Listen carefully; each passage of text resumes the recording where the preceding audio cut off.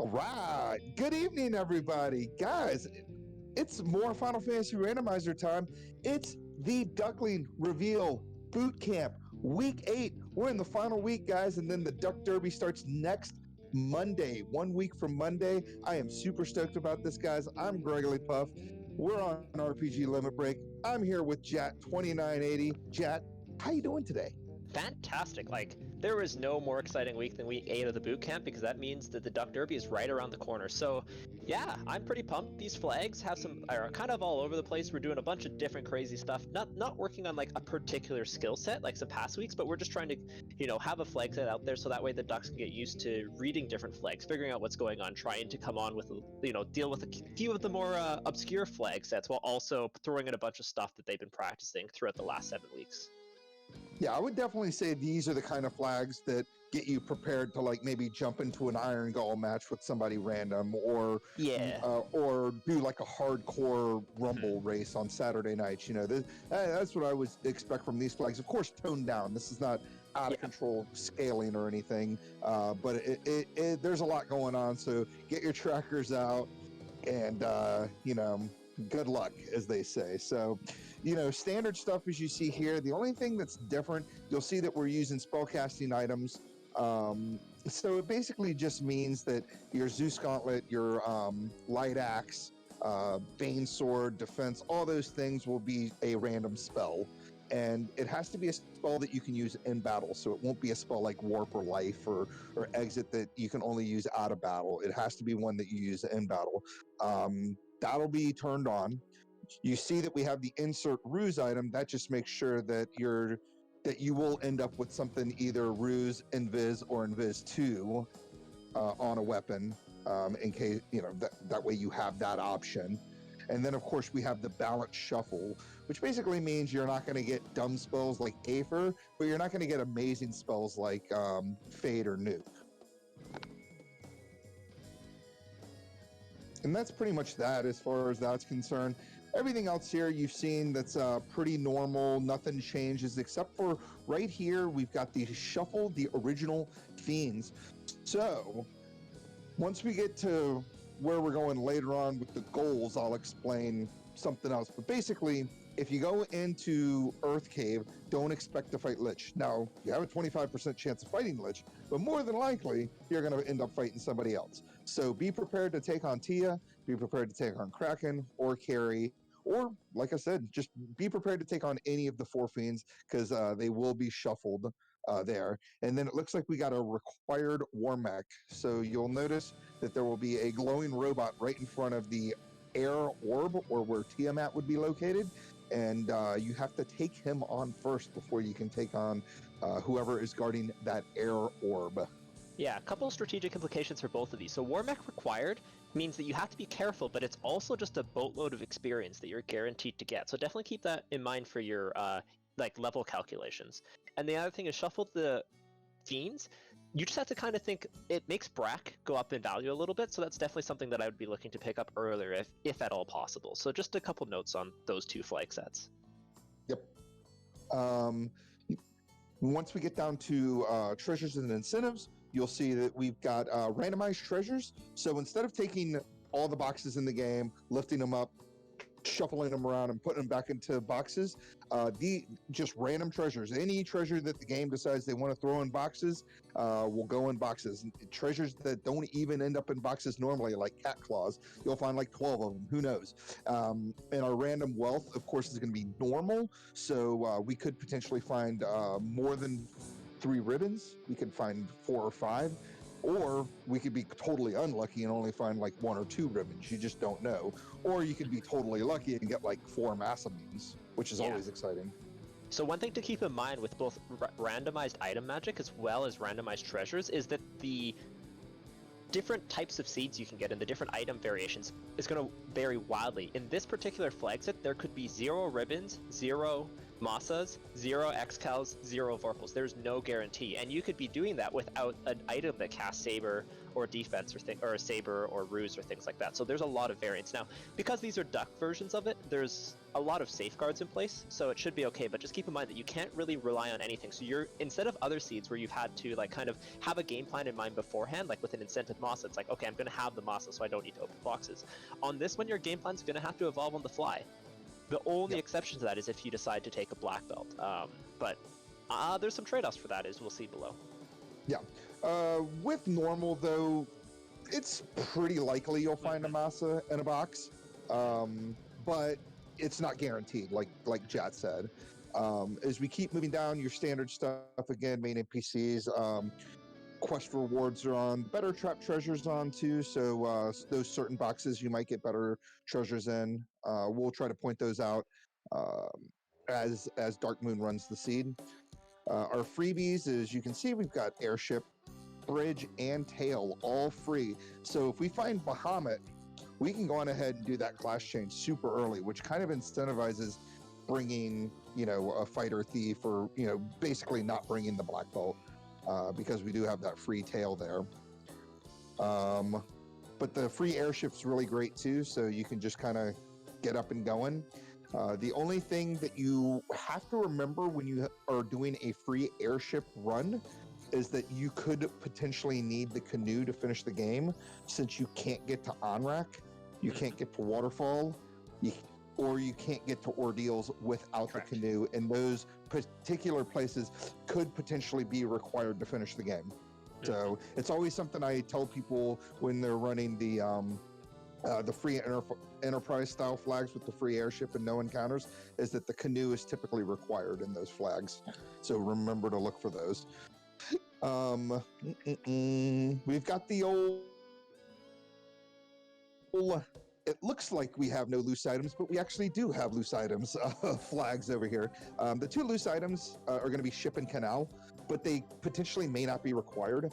It's going to be a super rare occasion that it would be very, very rare, and it depends on what the rest of the flags say. But if you have Northern Docks on, you could potentially need the ship to get to Ordeals, or not Ordeals, but Onrak to pick up the canoe. It's super rare that it will happen, but it could potentially happen. But obviously we have to talk about the rest of the flags here in just a little bit. But I was just going to say, so more than likely it will happen tonight. Yeah, just because I'm bringing it up. Yeah, totally. But again, I could totally negate everything we say here if Northern Docks are turned off. If Northern Docks are off, then you don't really have to worry about any of that stuff that I just said. Ice Cave, Ordeals, and Marsh Cave. And then, of course, we've got a sword of some kind, a defense sword. And 2 shirts are in the incentive pool. And obviously, we won't know what magic will roll into those items until we find them. So we're just having a quick conversation in chat, and I just wanted to bring a little bit of attention to it. So I was just talking to Regwald, and he was saying that Screams don't use Black Belt for so far, and I said it screams Black Belt so far to me. And once again, the key thing is so far, and the reason for that is a couple-fold. And of course, this is why you need to read the whole flag set before you decide. But no loose items, unknown gear. You don't have a guaranteed late-game weapon for the fighter, except for like maybe the defense sword. Those things are things that make me think Black Belt. The things that make me think fighter is good is that a free tail is always going to be better for a fighter than it will be for a black belt, and a defense is like all right for the fighter. So just a couple things to keep in mind when you're evaluating what's valuable for one or the other. But generally speaking, no loose flag sets where you're not opening a bunch of boxes and you don't have a guaranteed weapon for your fighter. That's when you're going to want a black belt. However, scrolling down just a little bit more, speaking of boxes.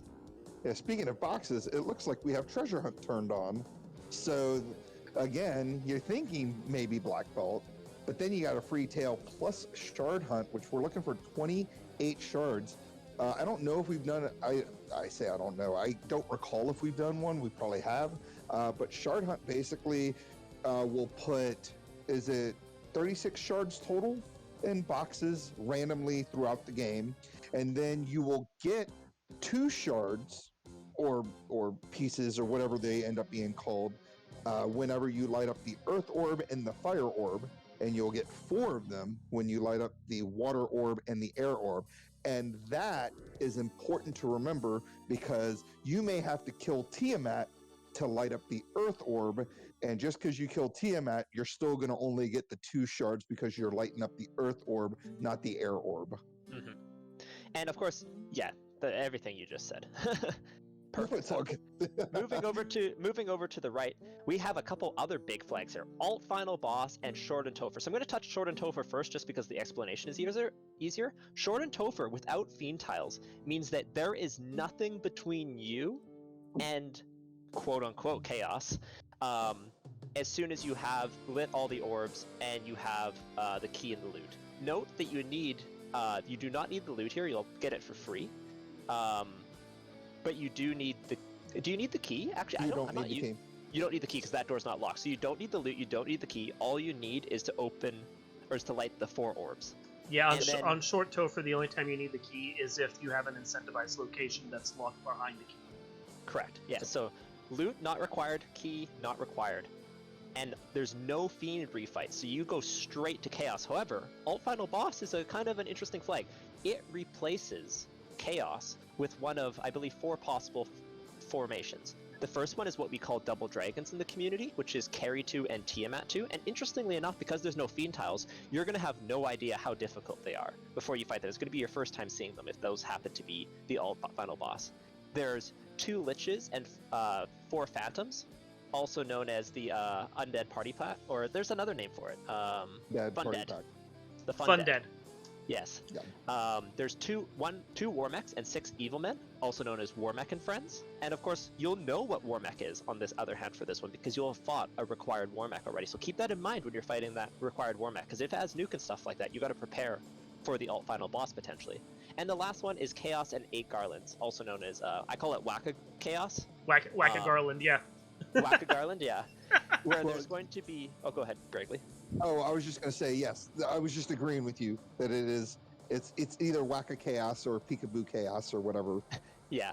But in this case, there's going to be 9 Garland sprites on the screen, as you can see in the screenshot there, and only one of them is Chaos, and you have to figure out which one it is. And now it's not like he moves every turn or anything like that. So once you find the right one, you'll know. But the other ones will usually die if you cast some type of AoE sweeper. So different strategies for each of the final bosses, but definitely something you have to prepare for. But luckily, our benevolent flag creator has made it so that even if you do wipe on the alt final boss the first time, you can just go right back in and not have to take any fiends on the way. So, yeah. Yep. Yeah, and then as we can see, northern docks are turned off, so we actually don't have to worry about that dreaded having to hunt down a ship to sail down to Anrak to get the canoe, so that's awesome. So we don't have to worry about that thing I was mentioning earlier. Northern docks and early open progression is turned off, so this is a vanilla map progression. Again, we're in an airship, so it's nothing we really have to worry about. But if we didn't have the airship, you wouldn't have that break in the river system between volcano and ice. You wouldn't have that mountain range break between Canaria and Dwarf Cave.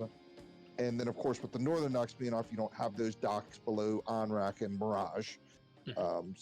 But again, it doesn't really matter that much in this flag set since we have the free airship.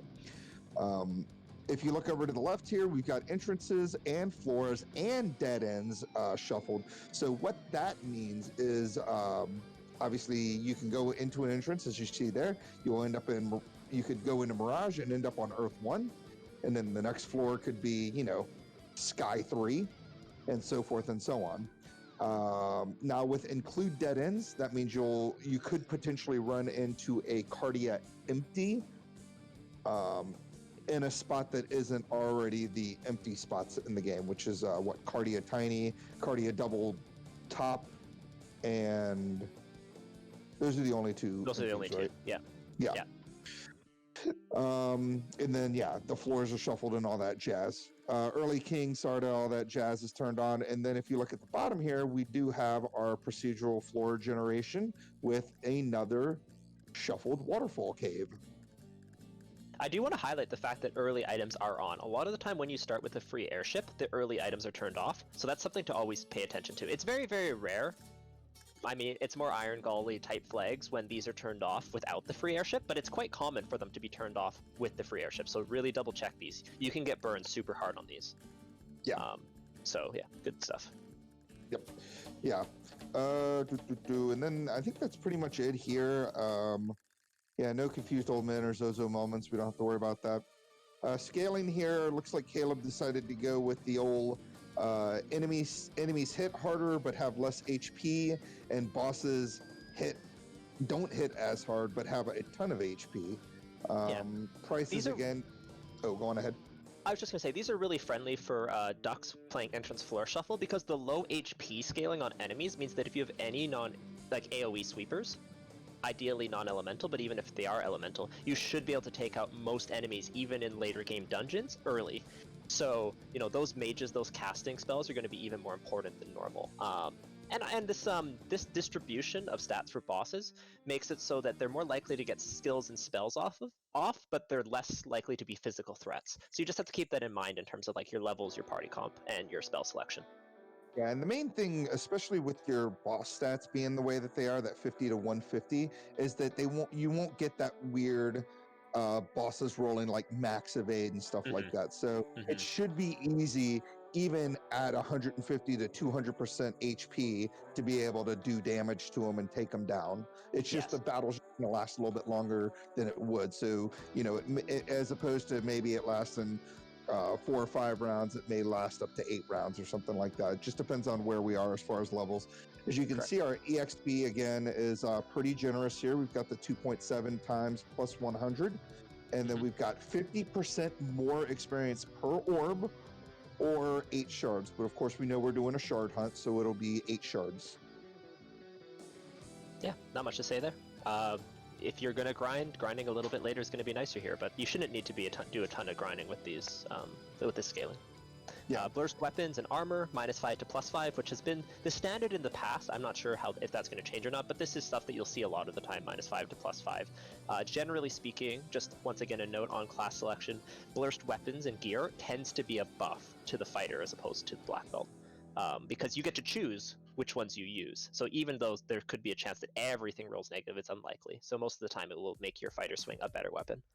Yeah, and I always seem to I feel like the burst armor specifically helps out the fighter, because the fighter can equip so many different things, and you're going to eventually find something that'll roll up, even if it's like a silver armor. If you get one of those that rolls up +5, I mean, it's practically an ice armor at that point. Like it's pretty good.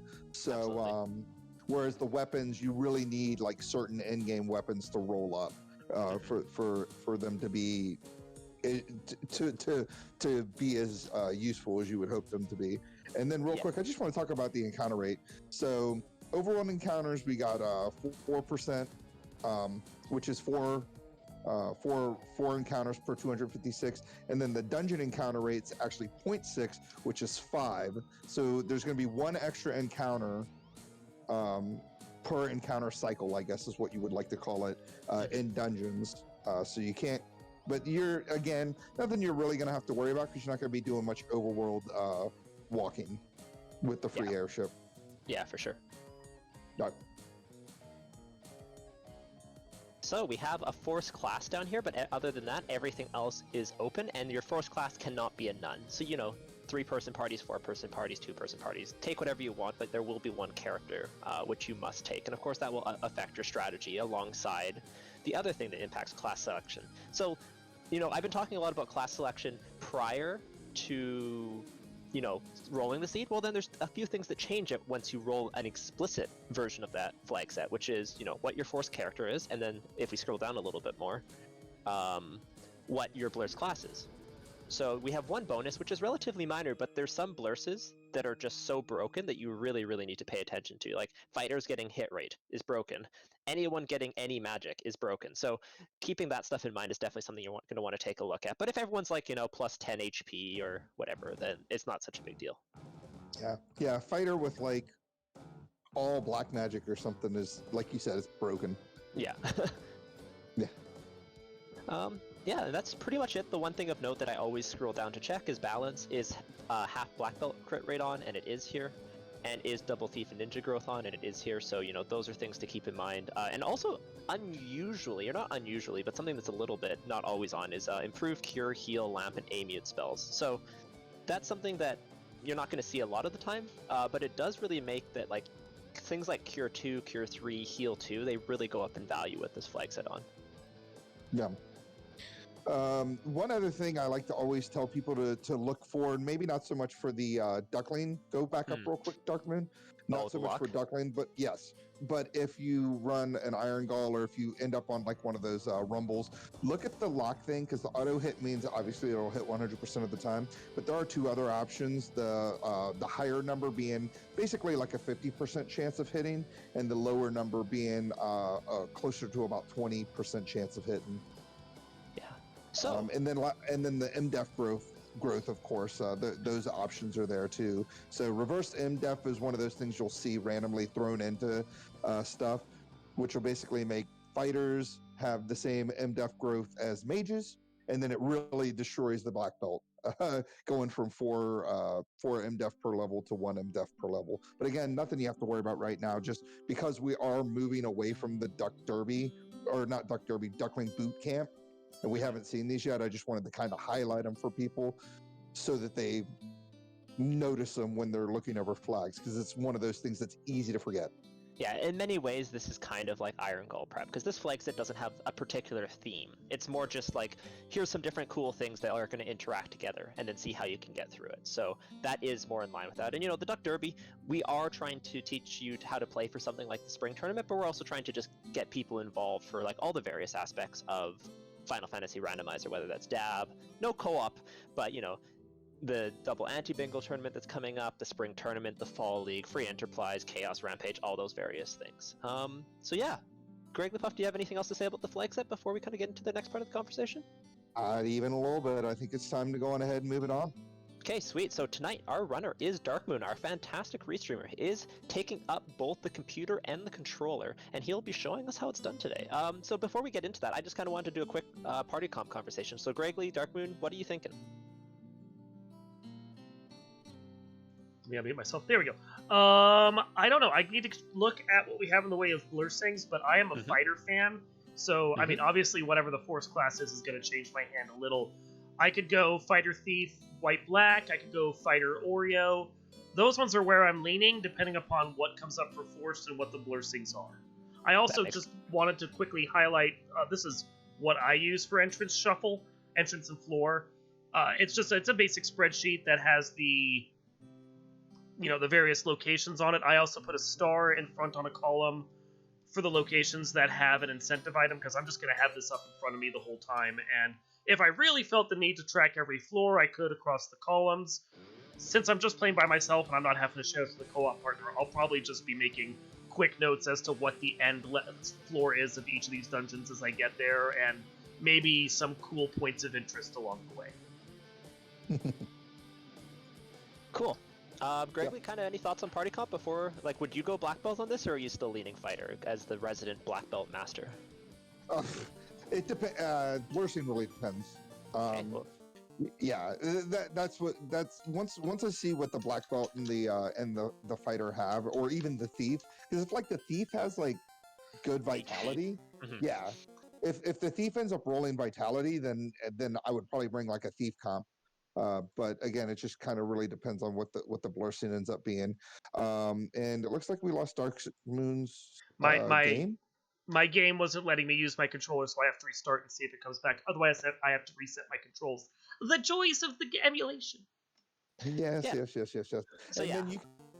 Oh, I was just going to talk We're about it. On the main screen, as you can see there, it will tell you what you're looking for, which obviously it said slivers. It'll tell you the number of slivers, which is 28, but we already knew that based on the flags. Back in the day, you would basically say treasure hunt, extra shards, and it would tell you what number you were going to pick up, but now we just pick a number in the flags. And also, you can check the hash right here. So let's see what these blurses are. Yep. And this is something I always forget to do. I could never remember to actually check blurses. So MDEF is good for the thief, but Yeah, it's forced. A thief is a lot better with a free tail, so I would probably consider going with a thief comp here, like a thief and like a thief rainbow or a thief Oreo or something like that. It's our forced class, so black shirt's not really great for the fighter, so it's basically a vanilla fighter. Ooh, level 1 white spells. Now that's not amazing, but if you end up with something like Life 2 or Fade at level 1, that could be really good for a black belt. White Samurai's looking pretty good. But once again, no incentive masa, so that's kind of out of the question as like a guaranteed thing. Yeah, and that agility's, I mean, it's okay. It helps you run, I guess. It's not anything fantastic. It's not one of the broken ones, but so at this point, I don't know what I would be thinking. I might run the thief black belt, maybe like red, black, and then Dan the thief off, depending on how things go. What would you do? I'm pretty sure I would roll with like a thief Oreo, and then actually I don't need the running, so no, I'd run like thief red, black, or something like that, or maybe a thief rainbow. And then I would re-roll to the black belt if level 1 white magic is really good. Yeah. So don't forget you can re-roll. Big like note. You know, with like level 1 black magic or white magic available for the black belt, that's definitely a possibility here. Yeah, so it looks like he's just gonna do Dark Moon's gonna do Dark Moon things. I'm gonna do whatever I do. Yeah. he's gonna have a white samurai. He's gonna have his black mage with all that extra agility. His black belt. I liked the extra level 1 white. If it really sucks, I can always roll off and go like some other party comp if I'm like, wow, this is complete trash. But you know, more than likely between what I find for the thief and what I just naturally earned for the black belt, I'm gonna be fine for the level scaling where we're at. Yeah, I never actually saw what the red mage blursing was. I kind of was too like busy extra vitality. Oh, ooh, that's pretty good for a red mage. Yeah, it is. Okay. But man, this is me personally trying to force myself not to lean on the red mage crutch so much. So, because I love red mages, so I want to play something else just to move away from that. Yeah, and again, experiment with party stuff. Obviously, you know, do what you feel comfortable doing when you're running parties. But I mean, I definitely like that there are so many different options out there for people. I mean, Bert's saying thief, red mage, black mage. My co-commentators thinking thief, rainbow. You know, some people are thinking thief, white mage, black mage.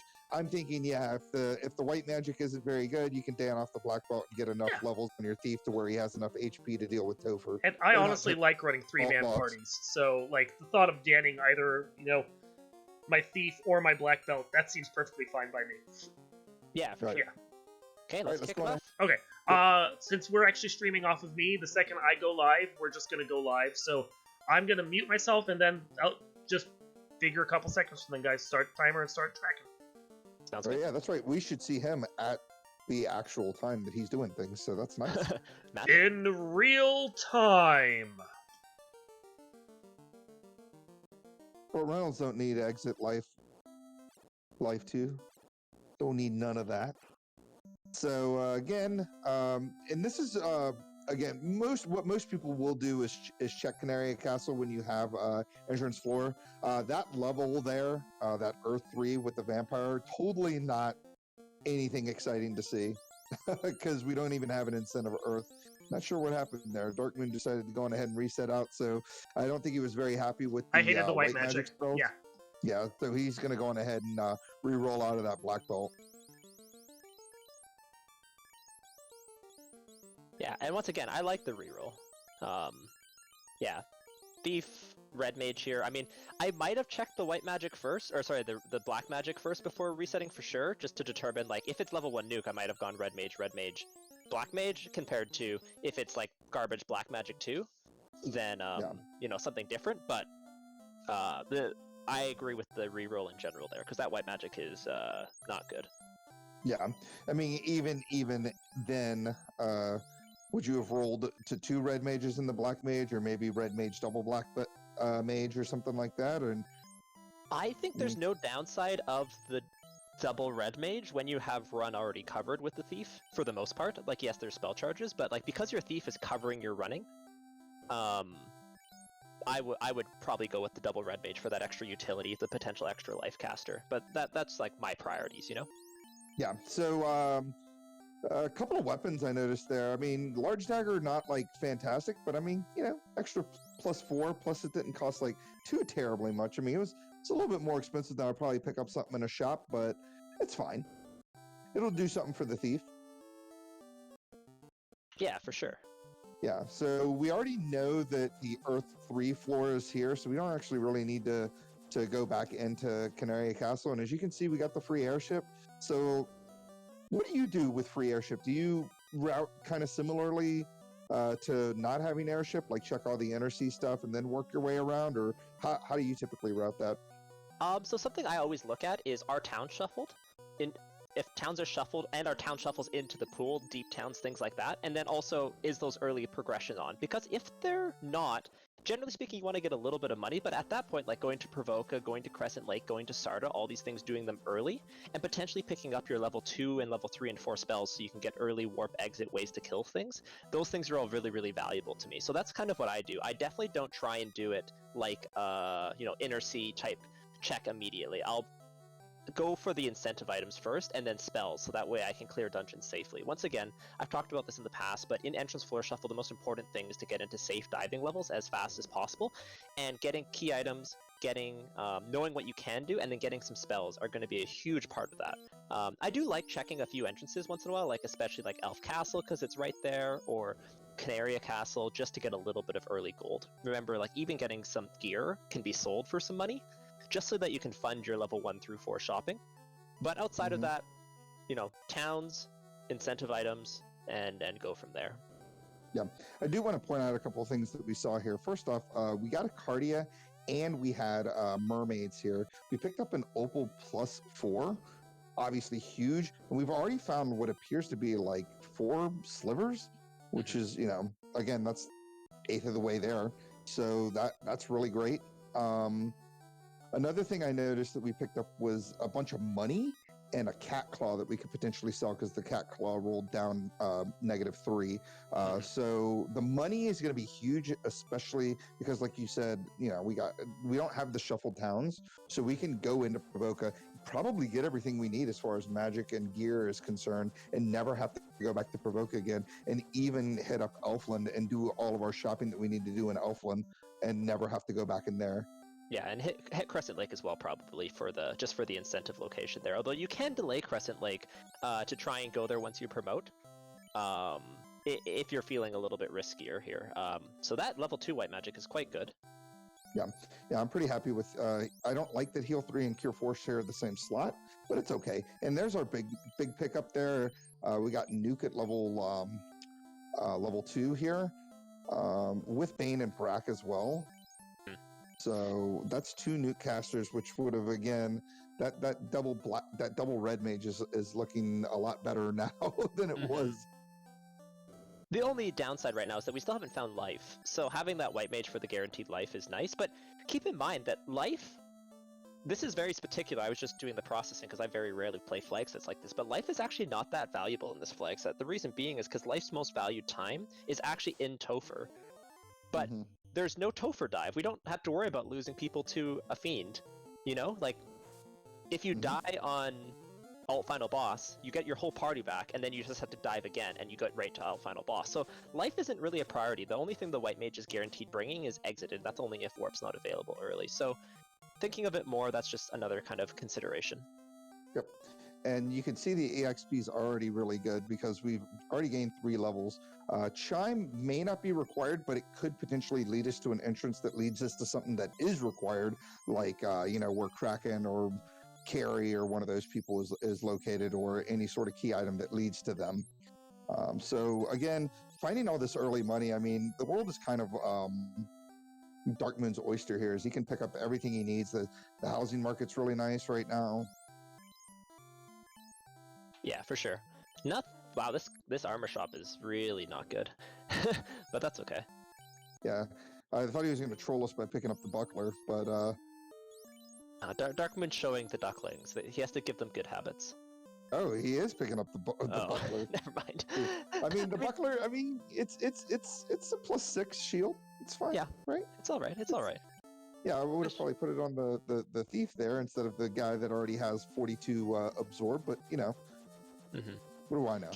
Keep in mind that that Opal +4 is really good for the thief if you happen to be unpromoted, because one of the thief's major issues is just the fact that it has no good armor that it can equip prior to promotion. So that Opal bracelet is a really nice find. Checking for a shop item, of course. Yep. And then, of course, gonna grab those pures. I'd probably grab like 1 billion tents so that I can save as often as humanly possible, because you are going to probably be doing a lot of saving going in and out of places. Chain armor rolled up, so that's kind of nice. You could potentially throw that on your red mage and move that opal armor somewhere else to protect one of your... Sorry. Yeah, that's exactly the play that I think is really nice here. Like, just switching that opal for that chain is really good. Yeah. Oh, I see. Yeah, and then don't forget to... Yep, he's doing it right now. And we're good to go. So spell-wise, what are we really looking for? We're looking for, okay, Fade's all right, but not really that important. Really what we're looking for is life at this point for white magic, and for black magic, we still have yet to find fast or temper, so those are definitely things that we're on the lookout for here, and neither are here. Yeah, one of my favorite things about running like white mages and black mages is that you can still learn those level 6 spells without promotion. Obviously, it's not a huge issue because we have the free tail. There's a crown. So that way, if we do find Northwest Castle, we can go on ahead and turn that crown in right away. That Fade, where it is, like what you said, Fade is fantastic on a white mage if it's low level, but if you already have a low level nuke, you don't really need that Fade. You already have nuke at level 2. What are you going to need? You got to wait until you're level 16 to use that Fade. You know. So it looks like. Go ahead. Oh, I'm sorry, and then I'll let you go on. It looks like Dark Moon's already made his decision on what he's going to do with his white mage here. Yeah, that was the exact point I was just about to make, and I think it's a pretty good one. The only thing that would make me change my mind is I probably would be like, if there's exit at like level 3, maybe level 4, and there's no warp, then I might consider keeping it alive. But like at this point, this white mage has extremely limited utility. Yeah, and that wall is okay, but that wall again is learnable by the red mage, so... Yeah, the more that the red mage can learn that the white mage can learn, it makes the white mage less valuable. So, at this point, yeah, like you said, unless exit is level 4, and we don't have a yet, then I just don't see any purpose in keeping this white mage alive. I agree. Shoutouts to Life Reboot rating. Welcome to RPG Limit Break. We are doing the Duckling Bootcamp, Week 8, the final week, and we are playing quote-unquote Caleb nonsense flags, where we're trying to take a look at, how do we deal with kind of different combination of flags than what you'll see traditionally restreamed. So that's what we're looking at here. And critical notes, we have Shard Hunt, we have Short Topher, we have Entrance Floor Shuffle on.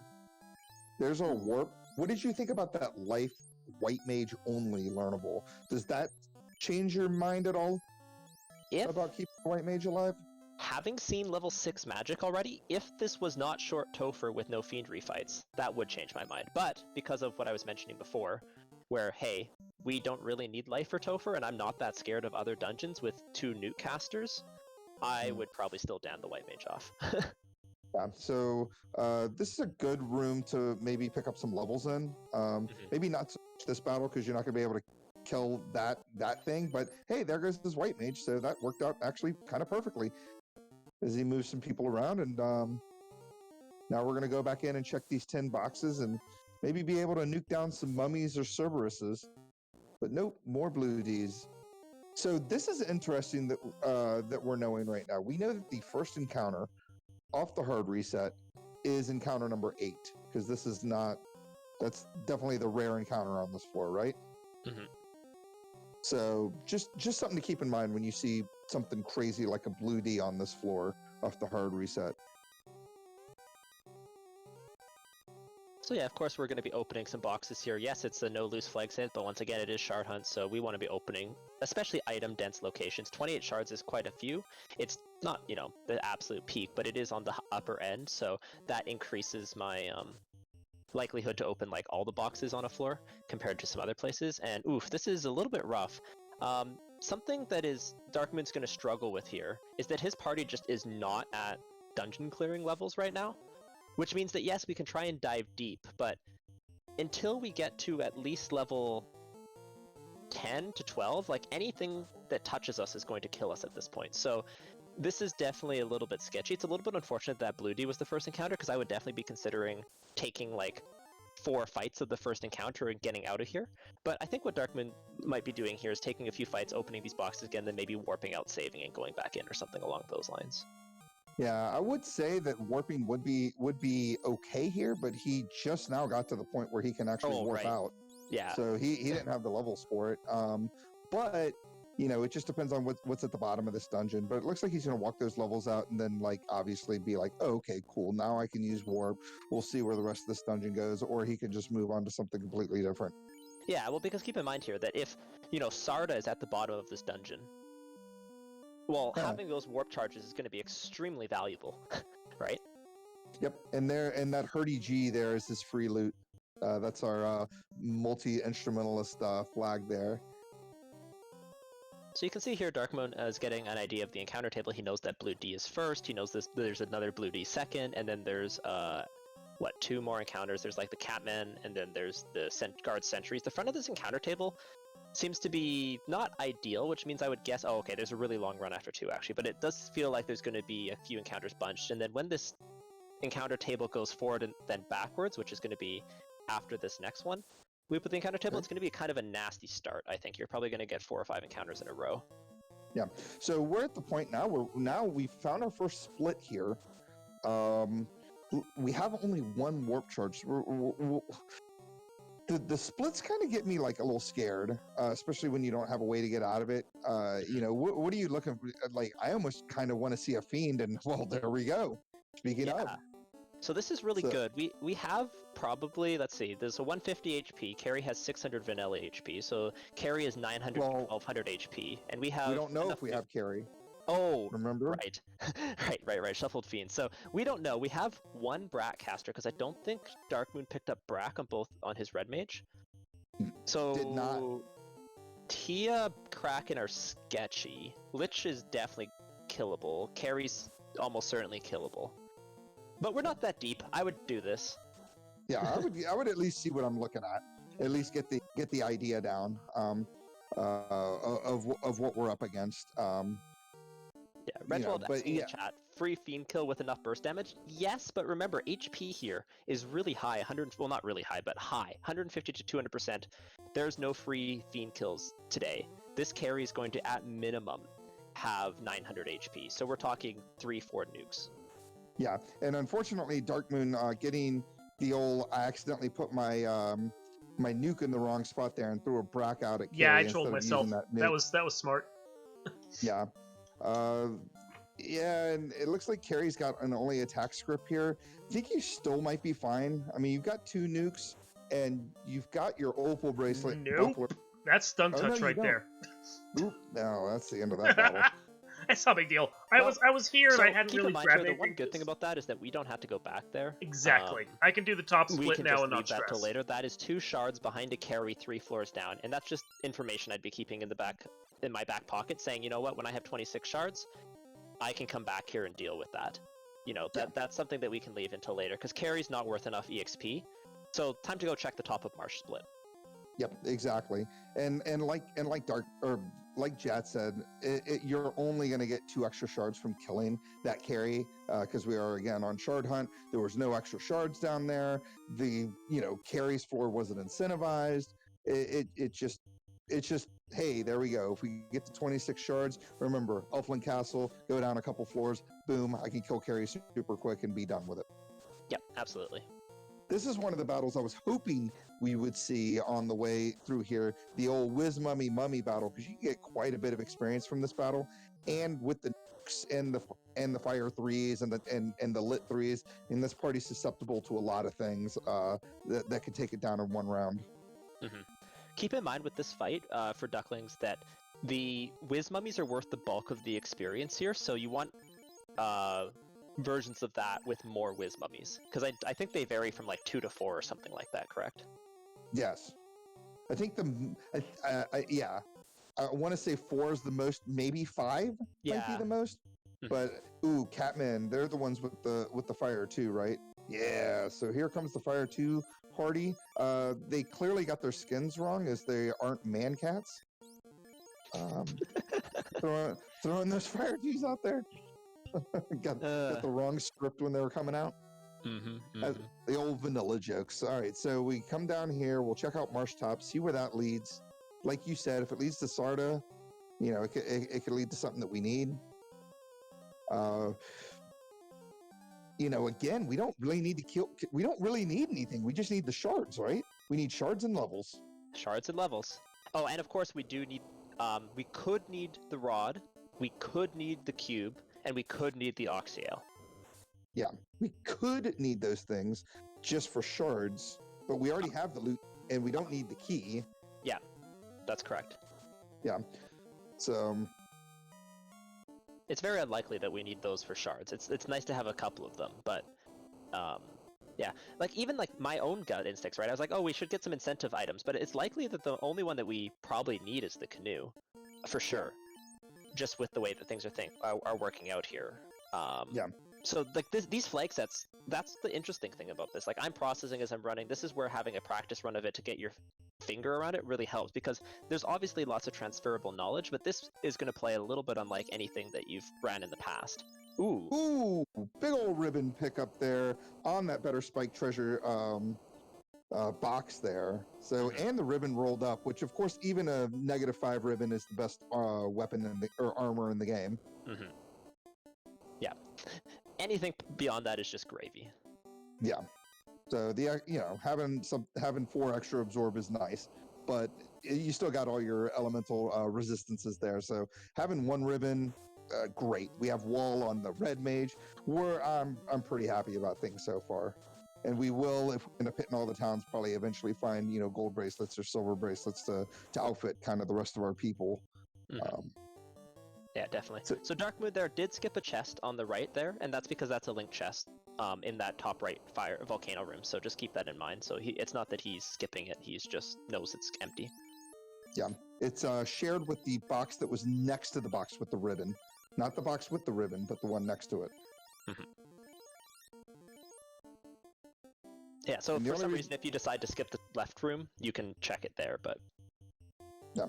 So these Cerberus. It's an interesting battle. Just get some extra levels. Usually, they're fine. I wouldn't. It's fine. It's not great. So Darkman's doing this a little differently than I perhaps would, in that he's getting his levels in this dive, which is good, to be honest. It's good that he's getting the levels, but this dive itself was a little bit risky. It's sometimes nice to set up before you dive, because you don't know how far the bottom is, you don't know when you're going to hit, and you want enough warp charges to be able to get out. But in this case, he's gotten to the bottom here. It's not too deep. He's gotten some good levels. He's gotten some good items. Yeah. So, this is going to work out pretty well here. But just keep in mind that these dungeons can be very deep. They can be very treacherous. And if anything has scripts, even that Fire 2 could be potentially deadly. So just be very careful in entrance floor shuffle. Yeah. But yeah, he's really kind of lucked out. I like that. I like what I call the Agama floor, the floor that he was just on, because there are a ton of chests there, and with all the damage tiles, you're not going to take very many battles down there. Plus, there's a couple of spike tiles you can check. This room I may not have cleared. I would have seen this room, and I would have warped back to the top. But Dark Moon is going to go on ahead and clear these 4 boxes here. It just seems a little too risky for me, but obviously, again, Marsh is incentivized. Yeah, no. We definitely clear sorry, I don't know if Dark Moon was muted there or not, but Marsh is incentivized, so we're definitely checking this box, but we could decide to not check the rest of the floor if we wanted. But I think checking the rest of the floor here is okay. I can see where it's coming from for sure. Remember, if we can skip some of the later locations, it is definitely going to be valuable to us. Oof. Yeah. This is fine if you can take it down. But if those waters rolled up on the I was more concerned with the waters rolling up on their damage output, but it looks like the 2 nukes went off, so we're fine there. And that's actually one of the best battles to get levels off of. It's just kind of a scary battle. Absolutely, and that was a good call to if it was not this kind of really friendly enemy HP scaling, I would probably be running there, because nukes could just very well not do it. But with this scaling, it was very likely that 2 nukes would take it out. Nice turn order as well. Yeah, but you could have easily gotten out-turn ordered, and those waters could have just one-shot each of your characters. For sure. We have another question in chat. How many levels would you want to do a dive more than 2 or 3 levels, or does it depend on the places that appears? Well, the thing is that you don't really know what places are going to appear, so in general, I assume dungeons are going to be very long.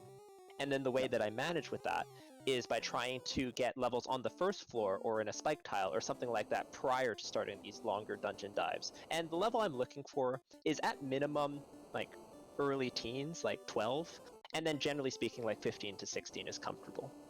So, and Dark Moon's going to walk some of this out because I don't think he has enough warp charges to... Oh, no, he doesn't have any warp charges on his red mage. He's only got 2 warp charges here, so he's going to probably warp here, walk here, and then warp on that big mirage floor there, and then be able to get out of here, use a house, and save up. So I think that this dive was pretty successful. I mean, we got a ton of slivers, it seemed like. We got a ribbon and a ruse. I mean, that's pretty good. This was a great dive, and Darkmoon played it like really nicely. Like, it's definitely a different style, but like this does go to show that you can also get your levels as you go. And I like the fact that he took a few levels, went out once, and then went back in. You know, if he had tried to go all the ways down on that first dive, it could have gone much worse. Also, not having warp charges actually ends up losing time. So nicely done. We have another question. Oh, go ahead. Oh, I was just going to say, and just for those keeping track at home, we are actually already half or a quarter of the way to shards. And hey, we've got Bridge of Destiny here, so we could try to take on Warmech. That could be exciting. Oh. Yeah. I mean, it was only one floor. It was only one floor down. We'll see. Minimum 1500 HP, maximum 2000. You might not even have enough nuke charges to take it out.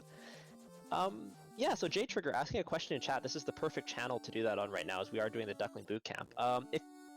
If you don't know where all the items are, how do you know where to go if it's all random? And really, you don't know where to go for sure, but basically, at any point in the game, you have a limited set of options, and it's just about choosing the best one. It's not about choosing the one that is right. It's about choosing the one that's the highest probability to be right.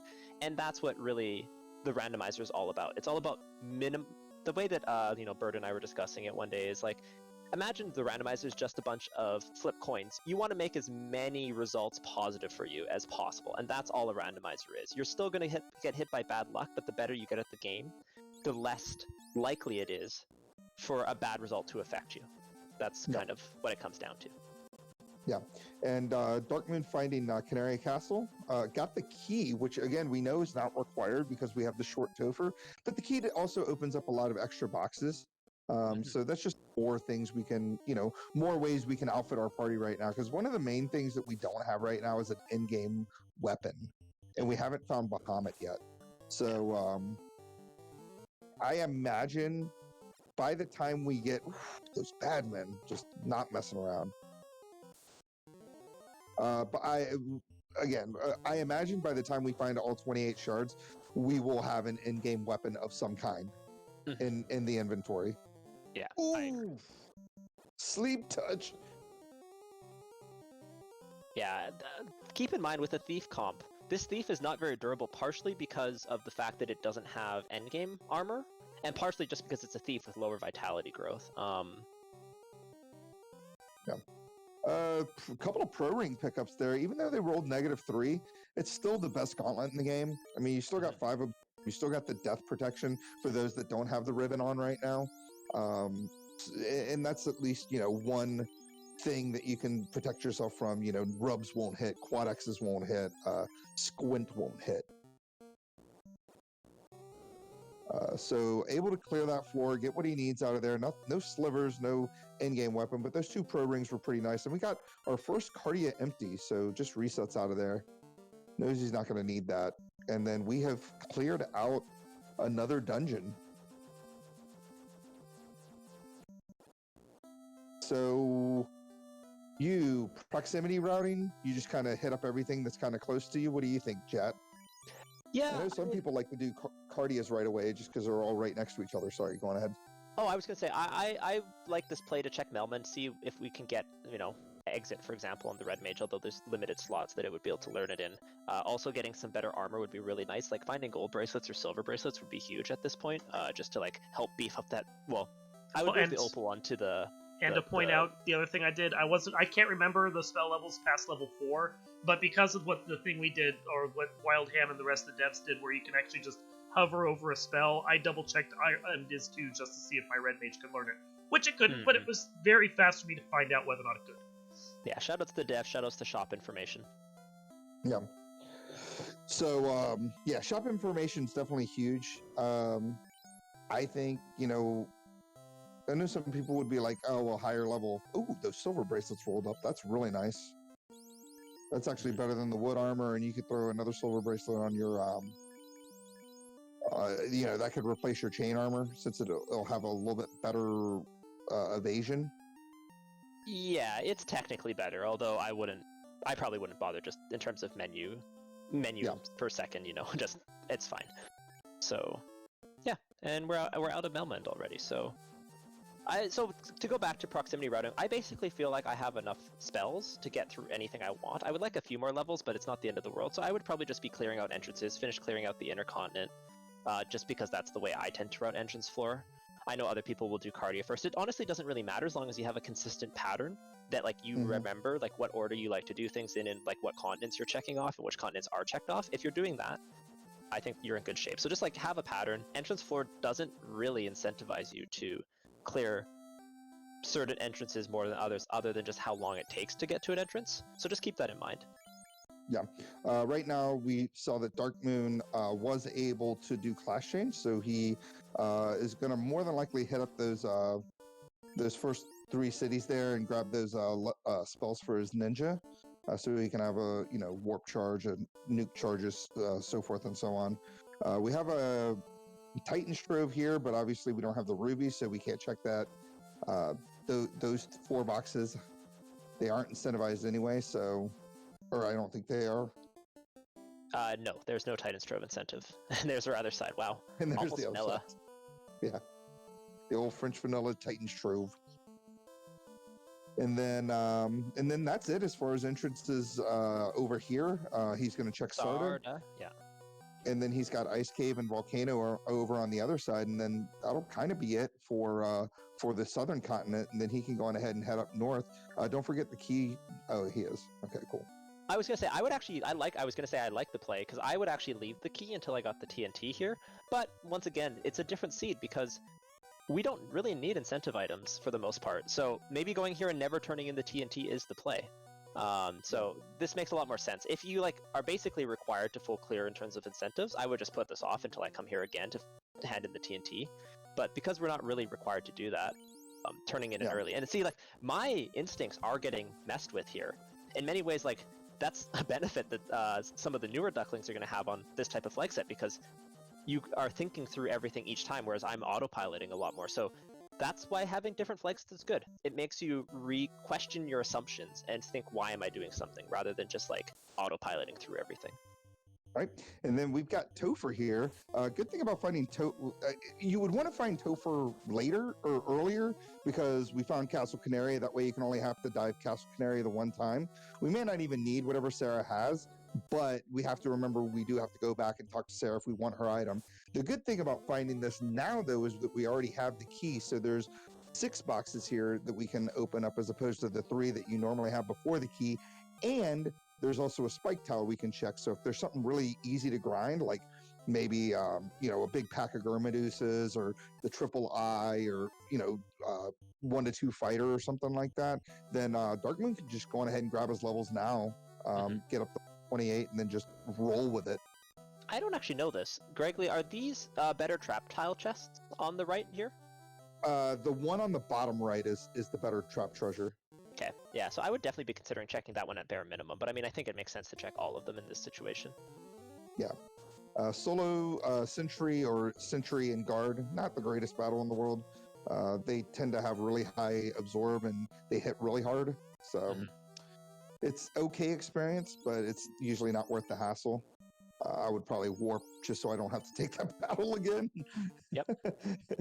And then go back in and check that last box there on the bottom right, that better spike treasure, which you could find a mass immune, you could find another ribbon, or you could find something as useless as a opal shield. Okay, Bert's saying that both are actually better trap tile chests. Like there's one chest in the top right that's a better trap tile, and one chest check in the bottom. So, thanks, anyways, Bert. regardless, these, that's something to really keep in mind because, this is respecting that. Better trap tile is a good thing to keep in mind when you're looking for a weapon. Because not only does better trap tile increase the chance of having good items behind the trap tiles, it also decreases the chance of getting good items behind non-better trap tile chests. Yeah, so we got a Zap Hammer, which is the Thor's Hammer. So obviously, pretty good. Gonna equip it, which is obviously the best thing he's got so far that he can put on his thief. Not bad. And then we're gonna check Ice Cave before we move on. I'll be honest with you. I was sitting there going, "Oh my god, that's the best thing I have." Well, okay then. Yep.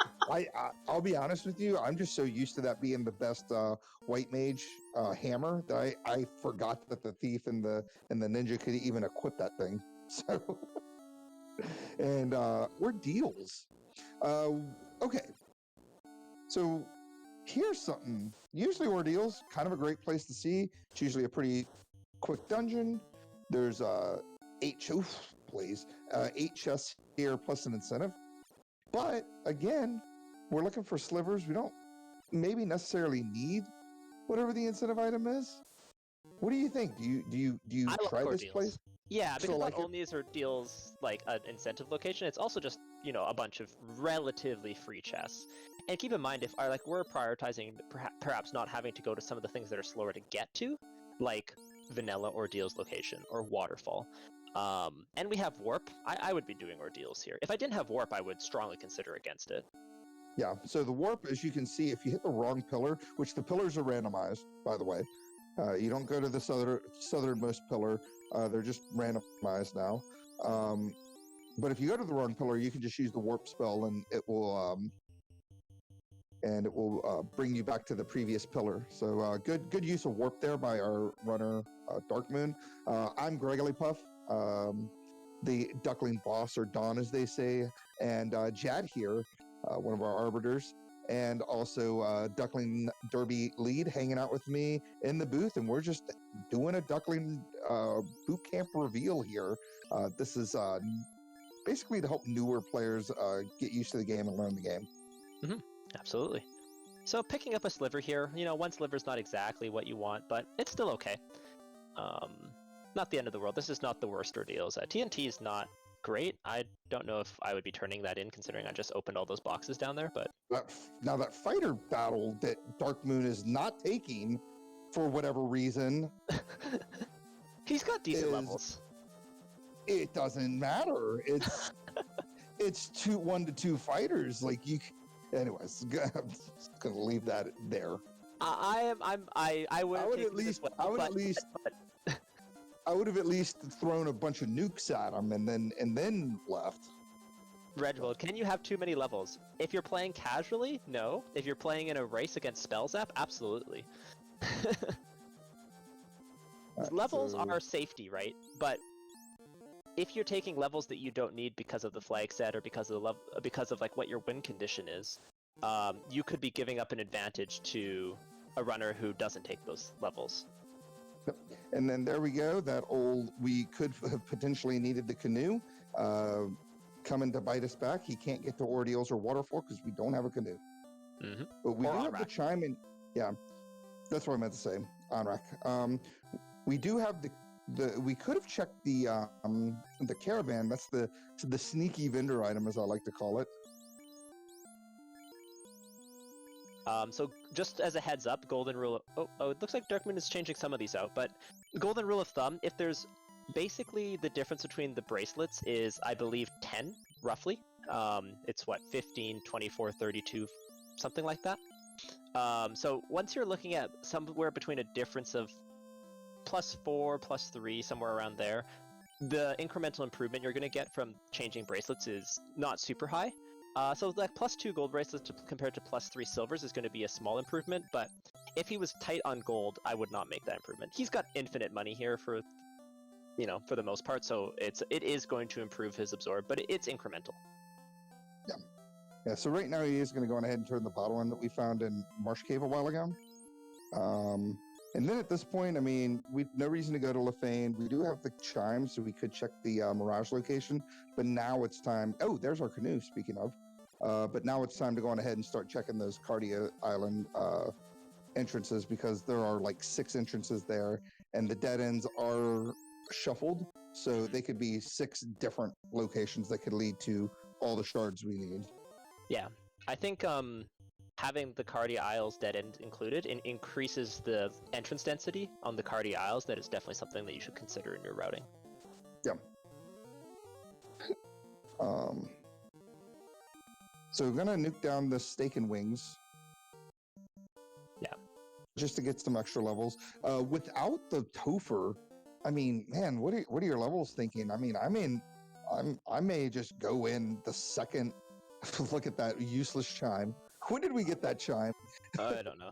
I think we got it from the pirates, but anyways, it's totally useless here. So going all the way back, way back many centuries ago, to the party selection, because it's alt final boss. This is when having 4 characters who can cast nuke is really helpful, and it allows you to go into Temple of Fiends Revisited with basically no levels other than the need for survivability. So he has 3 characters who can cast nuke right now, so levels are not going to be a big deal unless it is specifically either Whack a Chaos or Double Dragon. But Warmech and Friends or the Fundead are more susceptible to nuke than they are to high single character melee damage. Yeah, they definitely make the black belt a little bit less useful, unless you find, of course, Double Dragon or something like that. One thing I wanted to point out, and this was about knowing that the number 8 encounter is the first 2 encounters off the hard reset. You noticed that you saw some blue steak over there. If you were really hard up for levels or wanted to, or couldn't find a good grind tile, that temper where it's located. Oof. Luckily, we may not need to worry about it, but yeah, that's a big old oof having temper at level 8. So, Gregory, there's another player in chat who's a little bit newer to the randomizer here, and he's asking about, could the key items be in any chest you find? Now, obviously, this is something that we covered in the Boot Camp 1, Boot Camp 2 videos, but do you want to give a quick explanation of what an incentive location is versus a key item, and loose versus no loose? Yeah, so at the beginning, we kind of went over the flags a little bit. There will be a number where it'll tell you how many incentive locations that you have versus how many incentive items that you have. And if those numbers are the same, then you will only find key items or things that are in the incentive pool in incentive locations. And those incentive locations are as follows. If it says Marsh, that's the crown chest. If it says Ordeals, that's the tail chest. If it says Ice, that's the floater chest. And if it says Titans, that is the far left chest in the Titans room. Of course, Earth is the room or the box right behind the vampire. Fire is the box that's right there on Carrie's floor, right above Carrie's room, that is. C will be the slab box on Mermaids. And then, of course, Sky will be the adamant box on Sky 2. So those will be your incentive locations, as well as, of course, any key NPCs and fetch quest NPCs. King, Sarah, the robot, the shop item, as you just saw there, the herb out of the caravan. And then, of course, any sort of fetch quest, like when you turn in the herb to the prince, you'll get a key item, and so forth and so on. Now, if that number of locations is lower than the number of key items, then you will get into the world of there being loose items. Now, the randomizer will choose a random key item that will be what we call loose. It'll just be out in the world in a random treasure chest somewhere, but it can't block itself. So, for instance, the chime can't be loose inside of Sky because you need the chime to get into Sky, and so forth and so on. Exactly. So the short answer is there can be in random chests, but not in this particular flag set. So we're looking at very specific situations. Darkmoon finding a couple interesting items here. So he found a heal helmet, which is it's a heal 3 helmet, so it's okay. But that is what we call the Earth Armory in the top there. And one thing I will note is that it is slightly faster there to warp from the Earth Armory if you have it back to the floor, if you have enough warp charges, than it is to walk. Going through this Earth floor here, going to be checking these other kind of like rarely seen in loose item, or no loose flag sets, this bottom of Earth 4. So Dark Moon's avoiding that the box trap is treasures. Oh, and he got added. I got trolled by the bat. Yeah. Make sure you move to the right and then down so you don't get trolled again by the fact that the spike tile on that chest is on the right side instead of right in front of it. Anyone but bucklers? I got bucklers for sale. Yeah, I was gonna say, did you find 3 bucklers just now in that room? I was like, what? So yeah, Dark Moon just looking for shards. That's all we can really say. Yep. The main thing again that we know in the back of our brain is we've seen the air location or the Bridge of Destiny. So there's levels there and killing Warmech, and of course getting those 4 shards from killing whichever fiend is behind there. And we've also seen Carrie's floor, and we know that Carrie is there. So that should be something that this party can tackle now at these levels. Once we get to 22 shards, then we can just go on ahead and hit those 2 locations up and be good to go. Ooh, Rub, going through the pro ring unless you forgot to equip it on him. He didn't move it when he moved the ribbon. It was something I was thinking to mention, but then I was like, it's probably fine. But yeah, no. So unfortunately, he moved the ribbon correctly because he wanted to put the heal helmet on his thief, which makes a lot of sense. But in doing so, he actually smartly had his party set up so that the ribbon, and then he had 2 pro rings on the other characters. So all 3 characters were protected from death element. Unfortunately, when he moved the ribbon, which was also the correct way, he didn't move the pro ring up to compensate. So one character was overprotected from death. Double protection doesn't do anything, and one character had no protection. And unfortunately, he paid this price there. And that really comes down to that like luck, but mitigatable luck, in that, Saber pickup. That was bad luck that he got rubbed there, and he had decent magic defense, like not great, but some. But it was mitigatable if he had moved the pro ring. It was like 9 correct steps, and then just 1 small misstep, and the seed punished him for it. Yeah. So that saber staff, obviously taking the place of a heal staff or the mage staff. But the main thing about it is that now the power bonk is kind of, we don't have to worry about that. We have something that basically does what the power bonk does, but it takes up a weapon slot, which is arguably better because there are less weapons that you would keep in your inventory. Yeah, absolutely. That is a good thing to keep in mind, that weapon casting items are better than armor ones, because you only need to equip 1 weapon. The other 3 slots are essentially free. Gregory, I did want to take this opportunity because, Dark Moon is in a little bit of a, not a little sketchy situation here, but it's not too bad. But I think right now, as he's kind of just collecting shards, you already kind of made the key point of, at this point, you have 6 free shards in your back pocket. That's really the only thing you should be considering. Otherwise, you just want to be going for location density, opening chests, feeling free to skip some that are hard to get to. I kind of want to take this opportunity to talk a little bit about the strategies on the alt final bosses, because, when we get there, there's only going to be one of the 4, but I'd like to have a plan for each of them. So what is your thought? Let's go through each of them. Let's start with Double Dragon. So if I'm trying to prepare for Double Dragons, what am I looking for? What do I want?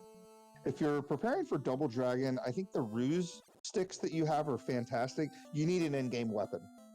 Absolutely 100%. You're going to need something like a Vorpal or a Masa or a Katana because we have that thief in our party. 100%. That is more vital for that particular alt final boss than I feel like any of the other one. Well, I can't say that either because Chaos and Warmech, you would still need something that can do the damage to them. But specifically that one, you definitely have to have the temper, the fast. That saber stick is nice. The ruse sticks are great. Just an in-game weapon would be awesome. So I would argue that Double Dragons is more similar to a traditional Fiend fight. Because yes, it's 2 of them, but it's more similar. You're going to want to buff a melee damage dealer for the most part. You want to put up some defenses because especially if the scalings are high, they can put out a lot of melee damage in 1 turn. But it's more similar to just preparing for a traditional Chaos. Maybe with a touch of Kraken in there, because there's a lot more of a melee threat than it would be normally from just a single carrier or a single Tia. What about Warmech and friends? Well, before I go on to Warmech and friends, I just wanted to answer Rock Solid's question. Probably doesn't want to do that split for Kraken because he doesn't feel like he needs to. he's more looking for shards than anything, and Yeah. that split was pretty deep in that dungeon. Yeah, I it mean, was I think three I think floors. he went through like three. Yeah. Three long floors deep. I was down a party member, and I don't think I had quite enough warp charges to get all the way back out after fully exploring it. And it was deep enough that after I revived my guy, I just figured I'd go back later if I had to. Yeah, I like that plan, and plus we still have these 6 Cardia treasures entrances that could potentially lead to a fiend fight, be chest dense areas and so forth and so on. So I kind of like the play of just we'll save it for later if we need to dive that split. What do you think of that? Yeah, no, that makes a lot of sense. The one concern I have is just that I believe was that the waterfall entrance? It was. Yeah, so that one's kind of hard to get back to. So that's the only thing that I would be considering, but I don't disagree. If that was like a Cardia, I would be like, oh yeah, for sure, I can come back to that whenever. But waterfall takes like, I don't know, a minute to walk to, so and like there and back. So that's a little bit of a cost. Once again, this is one in like extreme race scenarios. Yeah. Okay. So back to your question about Warmack. Yeah. So if with Warmack, I feel like all the other ones, you've got a strong boss, like a boss, and you've got a bunch of AoE killable things. Yes. So that's where the nukes really come in handy. So when you're talking about Garland, Waka Chaos as we call it, Fun Dead Party Pack, and Warmack and Friends, that's where the nukes come in handy. You throw out a bunch of nukes right away, right? Yep. To take those evil men down. And then from there you start buffing up, or maybe like buff up 2 people and then nuke. Yes. Or buff and then 2 nukes to make sure you take all the evil men down. Yeah. And then you get your attack dealer up to snuff so he can take down Warmack. Yeah. With Warmack, I tend to prioritize rusing or like getting some evasion stacks up on my primary damage dealer, and everyone else is just nuking until the bad men are dead. And then I go into a more traditional, like buffing up your primary melee damage dealer. He did find here, this quickly going back to the action on screen, we did find this alternate boss here, but we get first turn Brack, Kraken goes down, and once again, just the thing I mentioned at the very beginning of the stream, the importance of Brack when you have different final bosses. Or sorry, not even the bosses, shuffled fiends.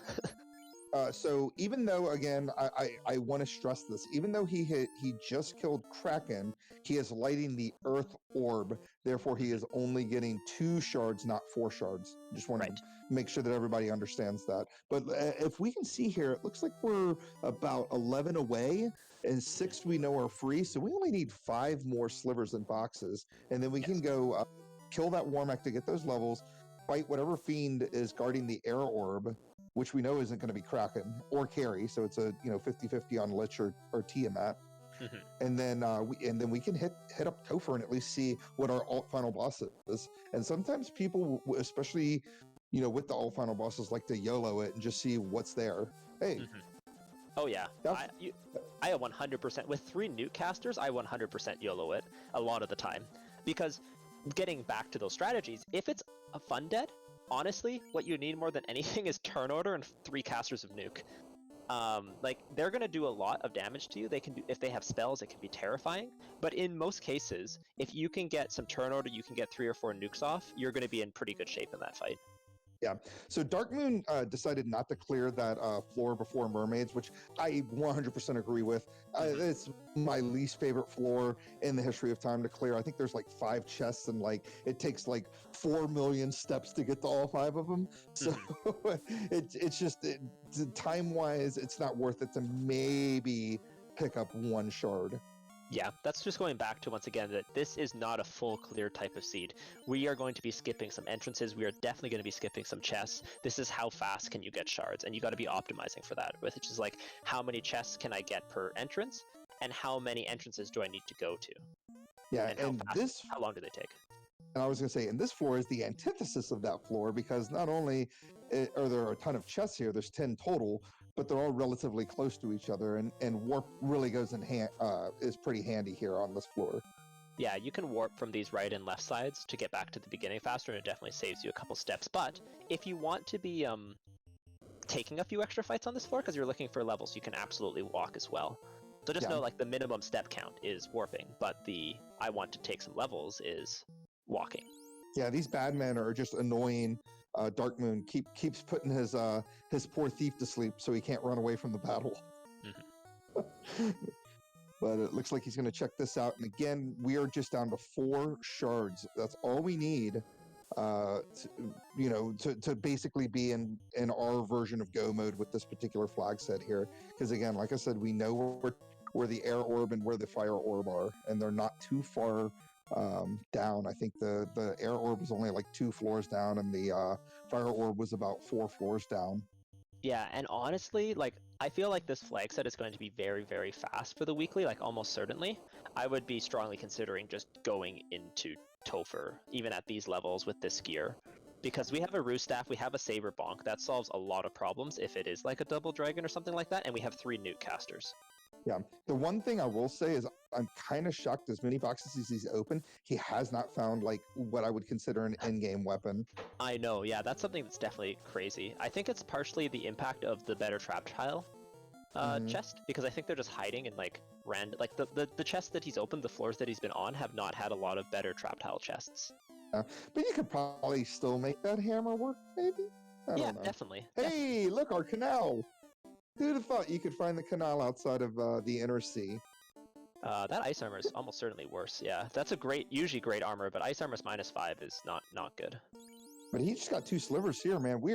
3 slivers. We are literally 1 sliver away. Shard? Yeah, 1 shard from Go mode. And this is like, once again, keeping in the back of your mind, like, I have 6 shards from Fiends that I can kill at any time. And you don't have to take advantage of them right away. Like, if they're there, just leave them. It's fine. Yeah, so Darkmoon is going to check the Hollow Giants.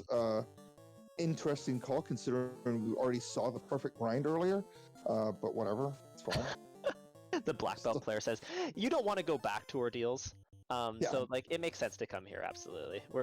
Greg was just giving Darkmoon a hard time. I wouldn't necessarily say that I want levels at this point, but I can see the want for this. Like, level 20 feels sketchy, but short Topher with alt final boss is a different beast than long Topher. I have a required War Mech if I want those last 4 shards. True, also that.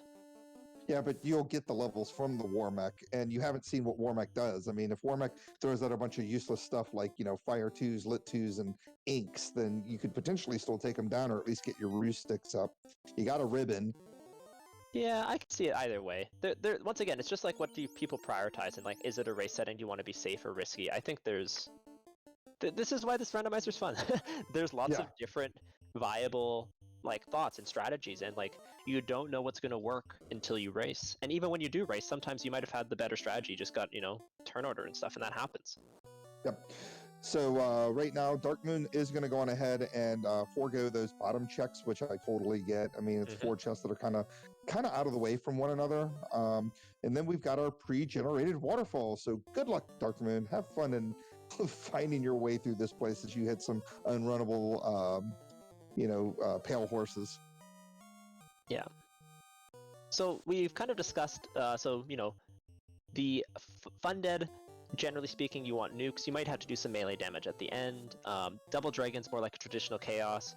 War Mech and Friends, you want to be nuking while also preparing a primary melee damage dealer. And then the last one is Whack-A Chaos, which is basically just a harder chaos. It's basically the same. You want to cast 1 to 2 turns of non-elemental AoEs, 1 to 2 total non-elemental AoEs to take care of the garlands, and then you just want to be dealing with it like a normal chaos. So it really doesn't change that much. I think that's the alt final boss that changes the least. Honestly, the garlands, unless they have a really nasty script, don't do all that much.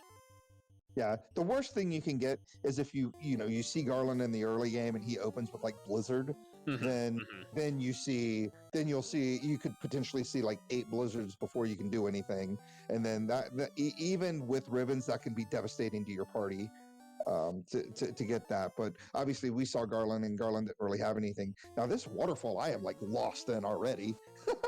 Yeah, Procty and Waterfall and I don't get along. I have aphantasia, so I can't see pictures in my head. So, yeah, this does not go so well for me usually.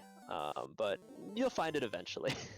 just keep going. Try and make sure you don't don't go to the same place twice, and that's all you can really do. Just keep swimming. Just keep swimming. It almost does look like we're underwater. And then Burt Reynolds pointing out that Trance Garland is the actual worst because Trance is non-elemental, so it's like it's no fun to have him do Trance on you like 8 times, and it's gonna eventually hit on somebody, and it's no bueno. Oh, hey, we found it. Speaking of which, so I do want to go back and talk about Fun Dead Party. Fun Dead Party's arguably the worst one. Yes. It's by far the worst. Especially with high HP growths, because you're almost guaranteed to have to like cast like 3 or 4 nukes to take things out. Yeah, and it's and you think to yourself, oh, the boss is the one I need to worry about. Actually, the phantoms are the ones you need to worry about because phantoms hit hard, and if they don't roll like stupid scripts, if they just, which they typically will just roll attacks, then you're talking about taking like 200, 300, 400 damage hits from each one in one round. And that can be devastating, especially on a party like this where you have the thief lead. And there's our last sliver. So we're essentially in, like we said, that kind of go mode if we want to at least, give Warmech a try, see what he's all about. Yeah. Just something to keep in mind about Alt Final Boss is a lot of the time the right play against Alt Final Boss is try it. If you wipe, try it again. And then just try and really figure out, is this something that I can win just with a little bit better turn order? The cost of trying right now is so low because you don't even need to kill any fiends in order to deal with it. It's very different if Alt Final Boss is at the end of a long Topher. Yeah, and I feel pretty good about Dark Moon's levels. I think the only thing I'm really not happy about is his weapon, right? I mean, that hammer is just... Yeah. So... The one thing I could think of that Dark Moon can do is we know that Earth 3 is in Canaria Castle, and that chest right next to the vampire is a better spike treasure. Maybe checking that chest for a weapon. I don't even know if we need a weapon. I mean, if we needed a weapon, it would be before Warmech, because we probably don't need a weapon for, like, there's like a 50% shot we don't even need a weapon for the Alt Final Boss. Yeah. So, yeah. I mean, you can make that hammer do work. I mean, with the saber stick and with the ruse sticks, I mean, throw some ruses out, get that thief in the back row, ruses, fast, couple of saber sticks. As long as Warmech isn't doing a bunch of crazy nuclears and nukes, you should be fine. Yeah, I agree. Yeah, we'll have to see though. Like, it's an interesting flag set just because the HP is so high. Like, it really changes the dynamic of the Alt Final Boss. Where in a lot of Alt Final Boss seeds, the strategy is just cast non-elemental AoEs against everything except for like Double Dragon, and even Double Dragon can do the trick. Yeah, I'm still like floored. I'm still floored we haven't seen Amasa or Katana or anything. Like it's because I said it at the beginning of the seed that this could be a seed where we see literally no weapons, and that's kind of been the case because I commentator cursed it like way back. Yeah, so it looks like we're gonna go on ahead and get the ruse out. Ruse comes out early. Warmech doesn't hit very hard. Did some decent enough damage to Dang, but only had a couple hits there. So that's actually good news for his ninja, depending on if he only has an attack script. Got fire 3, so we know he has spells. He'll have 8 spells total out of the entire reefing boss pool. So whatever, and we've got skills too. So that's 4 skills that he could potentially have. Yeah, so this is getting a little scary. We don't have any healing. Except for that heal stick. Yeah, I guess except for the heal stick. At this point, I think we got to be going just like full offense, which is what Darkmoon's doing for the most part. Like, Saber still counts as full offense. He's also worried about... I think he was worried about using nukes because he had Tia coming up afterwards, but... Ooh, this is going to be rough. You got the heal 3 helm. I would maybe heal up. He needs him to just keep swinging. Maybe a crit loop? Looking good. Yeah, looking good. I take him down. So, utilizing the heal 3 helm, I think, would be good in that particular regards to keep everybody's HP up as you're getting through things. But it doesn't look like he's satisfied taking on that Warmech, so... That Warmech's tricky. That's a tough one for his party to deal with. Like, Warmech having scripts and spells, and they're relatively high damage with a single ribbon. It definitely is a little bit of an issue. I'm gonna go on ahead and pick up these spells for his ninja, because I don't think he's done that yet. Yeah. Oh, where are we going? Oh, we're going probably to carry first. Yep, that makes sense. There is a better spike treasure in that room too. You just got to get through those 2 spike tiles, so might want to check that as well to maybe get a weapon. Maybe you'll find your katana, masa, defense, something like that in there. Yeah, it's so difficult with randomized treasures because you just don't know what's even out there, you know? There could be 7 ribbons that are just taking up every single randomized trap treasure spot. They could be all opal armor plus -5s. You know, there's a lot of variance in this. So Yeah. it's difficult.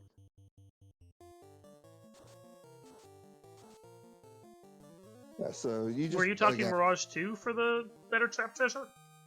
No, I'm talking Carrie's floor. Thank you. I'm like, I already checked that floor, but no, I haven't checked Carrie's floor yet. You never checked that spike tile. Yeah, because that 2 spike in most cases for shard hunt you don't want to look at. But you know, we are really a little bit weapon light. That Thor hammer, I don't even know the stat. I don't even know its damage stats on the Thor hammer. I know it's relatively high. I want to say +3 is going to hover around like 30 damage or something like that, which is like all right. Yeah, it's decent enough, I think. So yeah, we already know that the Cerberuses aren't like super scary. We just don't know what's going to be on this red detail. Badman, of course, perfect. Let's go on ahead and please get away. Thank you. And Ice Shield, not what we were looking for. Not what we were looking for. This fight's good to take again, though. And also, keep in mind that we're at a plus 150% experience right now. Or, no. Yeah. Are we at 24 shards? No, we're at 22 shards right now. So we're at plus 100% experience. But still very Carrie will push him over the edge once he kills Carrie to get to that, like what you said, that 150%, which is the max he can do. Darkman also taking the time to take a couple extra levels here, which makes sense because if we are going to be swinging this Thor hammer, you notice that his thief was only getting 3 hits. That Thor hammer breakpoint is probably coming up relatively soon for this thief, so getting a couple extra levels could mean a large increase in damage. And getting the extra HP too, because we do know that Warmech has the Blizzard, the Fire 3, the Ice 3, you know, all those kind of nasty high damage dealing spells and skills. Like they're not scary if you have more than 1 ribbon, but you know, with the 1 ribbon, it's hard. Yeah, it's definitely harder. Oh. Sorry, I had a menu first. Yeah, it's like these guys aren't worth a ton, but they're going down in a single round, and they're right here and relatively safe. So it's just like I'll just take like probably the 26 here and then wander away. But they're quick burst before carry.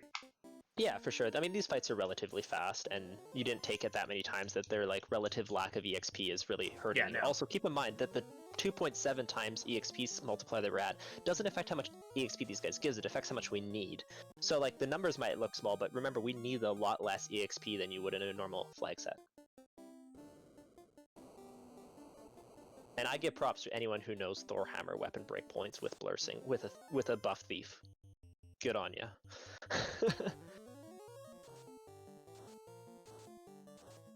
Yeah, Rock Solid pointing out Whack a Chaos with the hammer as a main weapon potentially. It's definitely doable though. Once again, it's only doable because we have a Rusik and a Saber something. Those are like huge pickups in order to make this hammer viable. Whack a Chaos with a hammer feels like a meme.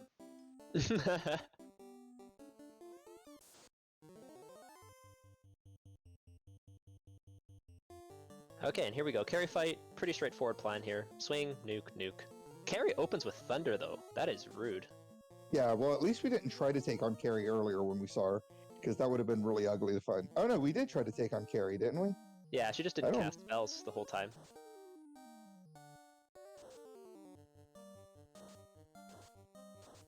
All right, so 5 hits on that hammer just then. That was pretty good.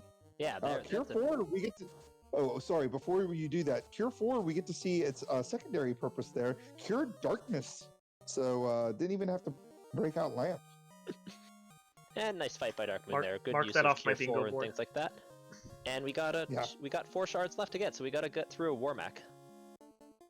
Also of note is, remember, just like I say in like normal Long Topher, or sorry, more specifically, it occurs when you're doing Fiend tiles prior to an alt final boss. noting that Warmech has all these non-elemental AoEs, if it's Warmech and friends, you could be taking a lot of damage. You're looking at like double Blizzard turn 1, followed by Fire 3, followed by Lit 3, etc, etc. So that could be very dangerous, and that definitely shapes my opinions of like what this alt final boss could be like, because there's a 1 in 4 chance that that is the final boss you're going to be up against. Yeah. Oh, one other thing I meant to mention about the alt final boss is if you do get to Fundead Party Pack, they actually mildly buff Lich Phantoms. They get like a 50% buff, I think is what it is. It's 1.5. I think so, yeah. So, and I think that's before, I want to say that's After. It's either added. It's after. It is added. Okay, so yeah, it's added after the randomizer scales. So that's good. If it's before it scales, it would be even worse. So Darkmoon's just doing his shopping now? Yeah, and what we mean by that is, let's say, for instance, Lich 2's HP after scaling gets put at, because Lich already has 500. So let's say, he rolls low and he gets 750 HP. You're going to add an additional 50% to that HP pool, which is going to bring him closer to about 1100, and that's the lowest HP that Lich 2 can have. That's correct. So again, it's one of those things you have to kind of remember with that particular alt final boss, is knowing that. The one good thing that the Fundead has is that they have low magic resistance. They have low MDef, so like Nuke is more likely to roll its higher damage range rather than getting cut in half, and that does make a big difference. And we do have Zap Sticks too, which could potentially take the Phantoms down. Cake not so great because it only works on Lich. Phantoms are resistant to Earth Elemental. They fly. It's like the eyes. Yep. And here we go. Yeah, if you end up seeing it and it's just kind of scary, you can always YOLO some zaps and hopefully at least get rid of the Phantom so that you're not getting beat up on. Absolutely. Yeah, the Phantoms really are the problem, and like the time Fundead tends to be scariest is when they either roll like Nuke, or when they oh yeah, Darkmoon doesn't have any houses and he also ran out of nukes. It's when they roll like high damage and high HP, or when they roll a really nasty scripter spell. Yeah, I mean, I think that during everyone found out the hard way just how ugly alt boss can be during Fall League when we did the Chaos Rush flags, and I think at least my particular race when I was racing against you, Jat, I think we got Fundead. Yeah, we had Fundead Party Pack twice.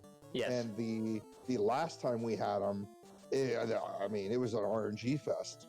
Oh yeah, it was like turn order or bust. I think I wiped on them like probably 8 times before finally getting through them. Yeah, it was something. They were. I was saying they were smacking my level 45 black belt for like 400 hits each. Alt Final Boss tends to be a little bit more in the like less like absolutely competitive tournaments, like the spring tournament, for example. But like it absolutely pops up in the Fall League. It absolutely pops up in Double Dragon and all those various things. It's just something that it's difficult to like. There's a wide range of outcomes, a very, very, very wide range of outcomes. So you have to either overplan, which means you're slow, or you underplan and kind of have to hope. It's just, once again, reduce the number of negative coin flips, but understand that there's a lot more coin flips to do with Alt Final Boss. All right, so getting prepared for this battle again. Probably gonna maybe throw out a wall. Yeah, good call. Get a wall there on that ninja.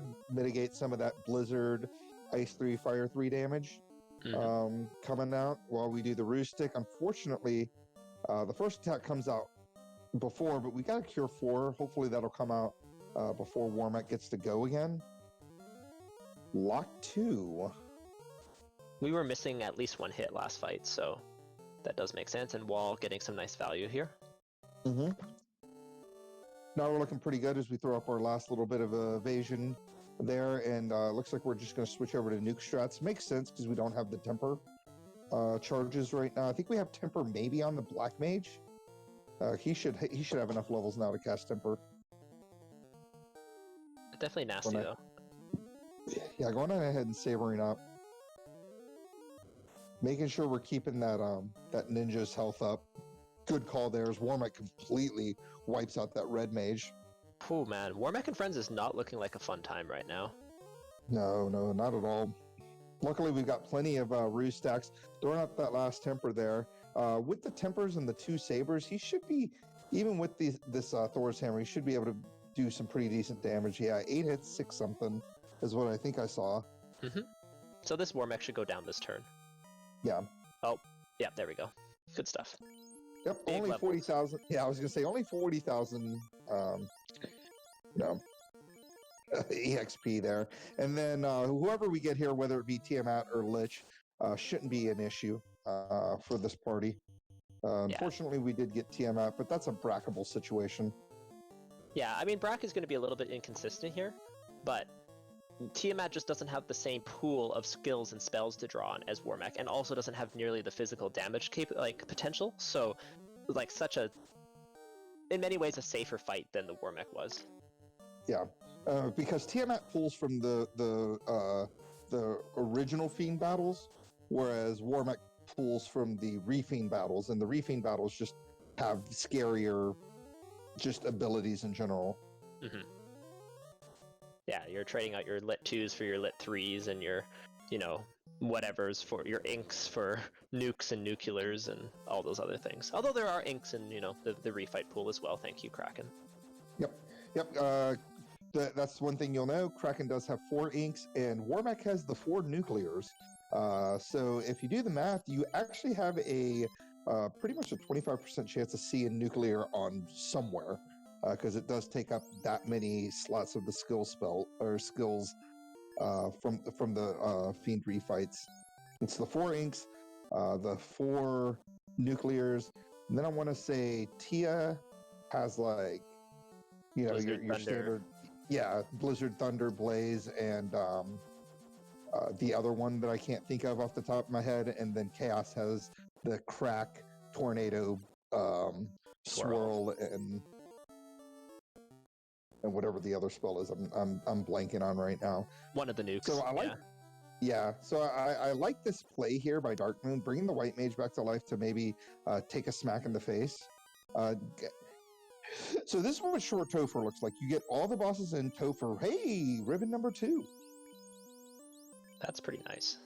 It'd be pretty dope is if you found the if you found your in-game weapon in here, just the katana.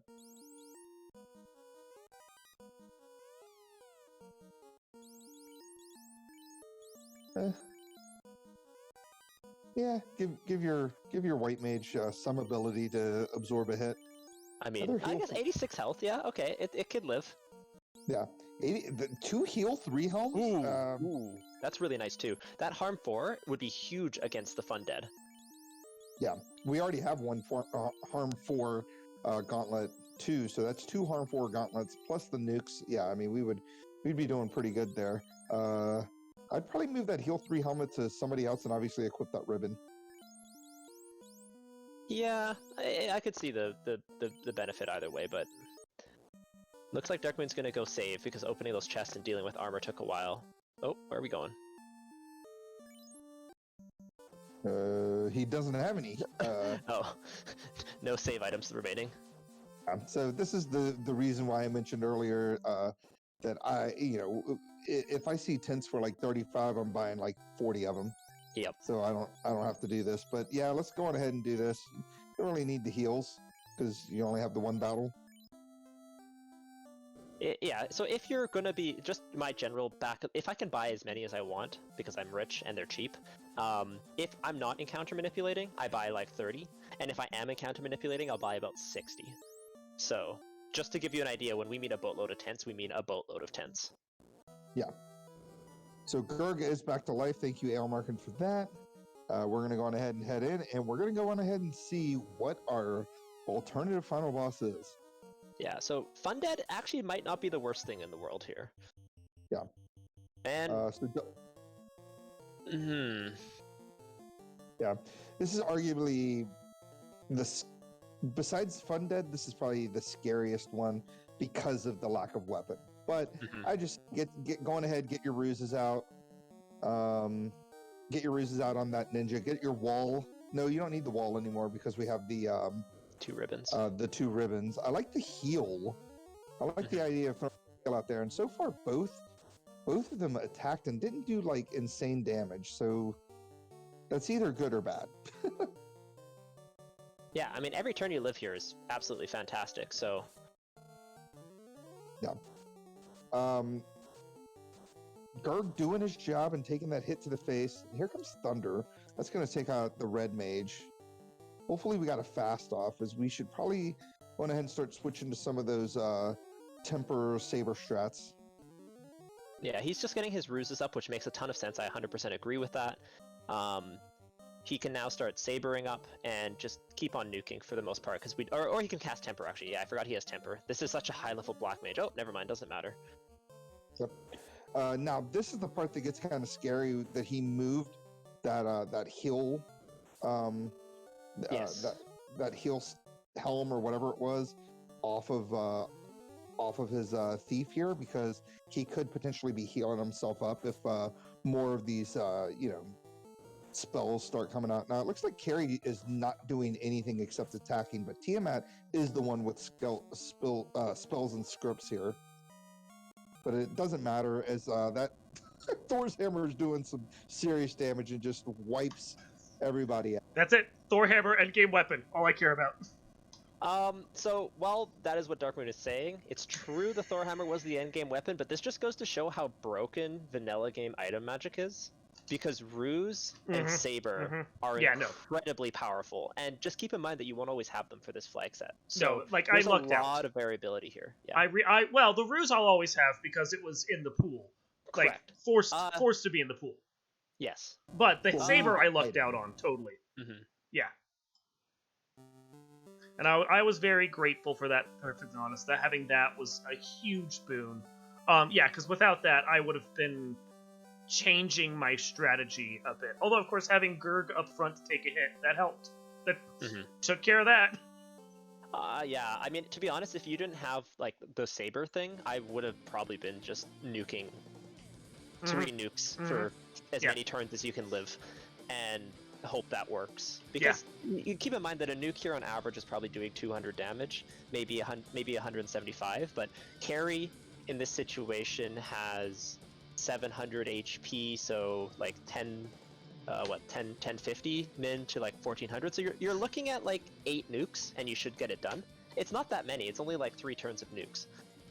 So definitely a consideration of like just a lot of nuke casters is very, very powerful against most alt final bosses. No. Yeah, so that's pretty much all we have for you today. As you can see, it's a pretty interesting flag set. It's very different than what you normally are playing, but different strategies going to be viable, different routing decisions, different flag paths. Plus, we're still dealing with all the fun things of entrance floor shuffle, 150 to 200% health bosses, etc. Gregory, Darkmoon, anything? Let's go over to maybe Darkmoon first, if you have any kind of like thoughts on the seed, how it went. It was interesting. I mean, you'll note that I didn't really need because Ordeals was open early, didn't need the crown, never found Astos. I actually had the herb, which you guys didn't mark down, never found Elf Castle. My assumption is they are both under that C split, and honestly, skipping them was probably the best call at that point. Yeah. Other than that, no, I like these kinds of flags. They're fun. Having to stop every once in a while and write down some notes is a little annoying, but that's just entrance and floor shuffle. I will comment on that, because actually there's been a couple things about New Player Duck Fund. That's on our Discord if you want to check it out, come join. People ask, these people do it just for memory, they don't take notes, because when you watch, like, I don't know, Thunder play an entrance floor shuffle, he never stops. And the reason is that he's taking the notes while a fight's going on. Like, he can hold it in his working memory for long enough, and then he dumps it to his written memory when he's basically in a fight, or he's just pressing right on his control stick, and then he can use the other hand to take a note. So people are taking notes, and they're just not stopping gameplay to do it at the highest level. So, I wish my memory was that good. And I tried to do it when there was a battle I could do it with, but sometimes I just had to take the note. Yeah, for sure. So just keep in mind that even the top players are still, for the most part, taking notes. I think all of them do, to be honest. Yeah, I've managed to get to the point where I can keep the tracker in my head, But when it comes to all the complications, especially when it's not just entrance but entrance and floor, that's where I'm lost at that point. I'm just like, wait, what was the color on this again? No, Yeah, for sure. All right, so I think that I mean that pretty much does it here. I'm gonna go on ahead and just go on ahead. I guess I'm gonna say that a bunch of times. Talk about what's going to happen tomorrow. So tomorrow we're going to obviously post our seed for this particular flag set. It'll be the last week of the Duckling Boot Camp. Now, we know that the Duckling Derby starts next Monday, which means that if I post next Monday the week 1 or the track 1 flags, then you'll really only have like that day to practice for the Monday race. So that doesn't really make sense. So what I'm going to do is I'm going to post the flags for this week, right? So that you can start working on them. Once you finish this flag set, in spoiler chats, I'm going to have your track 1 flag in there, and we'll keep a leaderboard in spoiler chats so that everybody will have a chance to get a little bit of practice in leading up to our first Duckling Derby race, which will be a week from tomorrow, January 18th at 9 p.m. And we will be across all 3 of our broadcast partners, RPG Limit Break, one of the Speed Gaming channels, and one of the Randomania channels. Because we do have 37 Ducklings. Yes, 30. You heard me correctly. That is about 8 more than we had last Duckling Derby. So quite a bit of Ducklings that are going to be looking for that title of Duckling Supreme coming up next Monday. As far as this week is concerned, we have quite a bit of action. Of course, our Randomania weekly races tomorrow night at 9 p.m. Flags, of course, are going to be in the pins if you go to our Discord. If you go to the link up here, that will take you to the Discord. Thursday night, of course, is going to be our Speed Gaming weekly race, which will be these flags that we just did tonight. Saturday night is our Hardcore Iron Gull Rumble that we do, and that's at 10 p.m. Eastern Standard Time. And there will probably be a bunch of Iron Gull races that will be broadcast during any given time. So please just join the Discord so that you can, join the Duckling program, get an idea of what we do here, and find out about all of our broadcasts, our upcoming broadcasts, as they say. Chat, do you have anything before we get out of here? Nah, you covered it all. Rob, take us home, Gregley. Thanks for all that. I think I ummed my way through that whole thing. So yeah, on behalf of RPG Limit Break, Chat, my co-coms, myself, Gregley Puff, Dark Moon, our restreamer and runner, you guys have an awesome night. Thanks so much for joining us for our last Duckling reveal. It was really, really, really, really, really great. One last time, we want to thank you guys for watching this Duckling reveal. If you like what you see right here, you can, of course, join the Final Fantasy Randomizer community. FinalFantasyRandomizer.com will take you to the website, let you check out the game itself, and then also provide links for the Discord and the development Discord. Come join the community, be a part of it, try out some of these seeds, these flags. There is still time if you want to come, check out the Duck Derby itself, but of course you can always just, participate in the newbie stuff we have going on, get your feet wet, and then maybe even think about joining up for Winter Dab or Spring Tournament that'll be coming up soon enough as well. From everyone in the booth and everyone from the Final Fantasy Randomizer community, I want to thank you for watching. Next week is the Duck Derby, so stick around for that. We'll be broadcasting on all of our broadcast partners for that one. Such a huge event. And until then, and the next time we're racing on this and any other channel, thank you, and we'll see you next time.